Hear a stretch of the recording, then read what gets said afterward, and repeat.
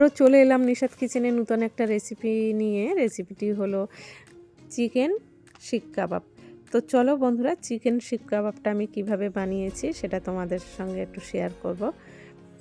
তো এটা খেতে তো খুবই সুস্বাদু বলে মনে হচ্ছে, দেখতেও খুব সুন্দর লাগছে। এখানে কিছু সলিড চিকেন নিয়েছি আমি। দেখো, চিকেনগুলো খুব ছোট্ট ছোট্ট করে কেটে নিয়েছি, তাহলে ব্লেন্ড করতে সুবিধা হবে, যার ফলে আমি ছোটো ছোটো করে কেটে নিয়েছি।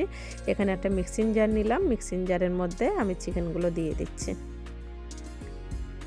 দেখো, ছোটো ছোটো করে কেটে রাখা টুকরোগুলো চিকেনের আমি দিয়ে দিলাম, দিয়ে এটা ব্লেন্ড করে নিয়েছি।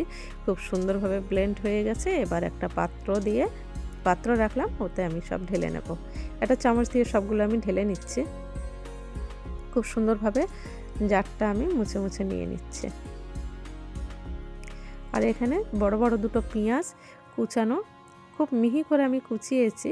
তোমরা না কুচিয়ে ওটা পেস্ট করেও নিতে পারো, তোমাদের যেভাবে খুশি নিতে পারো। আমি খুব মিহি করে কুচিয়ে নিয়েছি। আর এখানে কিছুটা ধনিয়া পাতা, লাল লঙ্কার গুঁড়ো আর এলাচ গুঁড়ো, ধনিয়া গুঁড়ো, জিরে গুঁড়ো আর 2 চামচ আমি আদা রসুন বাটা দিয়ে দিলাম। আর 1 চামচ দিয়ে দেবো, হ্যাঁ 2 চামচ আমি আদা রসুন দিয়ে দিলাম। স্বাদ মতন লবণ দিলাম। আর কিছুটা 2 চামচ মতো আমি এখানে দিলাম ময়দা। তবে তোমরা এটা ময়দার পরিবর্তে কর্নফ্লাওয়ারও দিতে পারো, আমি এখানে ময়দা ব্যবহার করেছি। আর একটা লেবু আমি দেবো, লেবুটা কেটে নিয়েছি, নিয়ে টুকরো করে তার রসটা আমি বার করে দিলাম।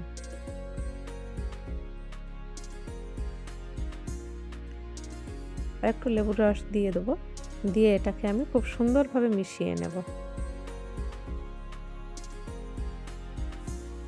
দেখো, খুব সুন্দরভাবে হাত দিয়ে আমি এটাকে মাখিয়ে নিচ্ছি।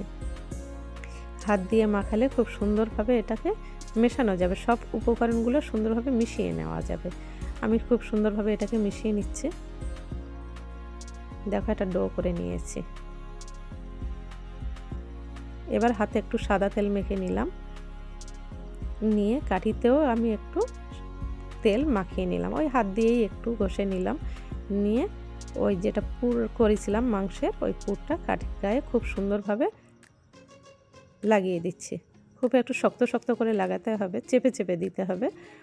দেখো, এই একইভাবে আমি বাকিগুলো করে নেব। আমি এখানে 6টা করেছি। এবার একটা প্যান বসিয়ে আমি কিছুটা সাদা তেল দিয়ে দিলাম। এবার একটা একটা করে আমি সব ওই 6টাই আমি ওই প্যানের মধ্যে দিয়ে দেব। এবার আমি ঢেকে দিলাম। কিছুক্ষণ পরে আমি ঢাকাটা তুলে আবার একটা একটা করে উল্টে দেব। দেখো, খুব সুন্দরভাবে কাঠিটা ধরেই সব কিছু উল্টানো যাচ্ছে।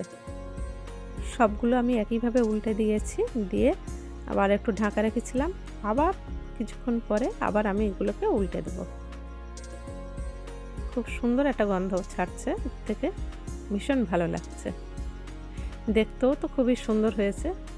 আমি একটু কাট করে করে দিলাম সাইডগুলো, যাতে একটু ভালো করে হয় সেই জন্যে।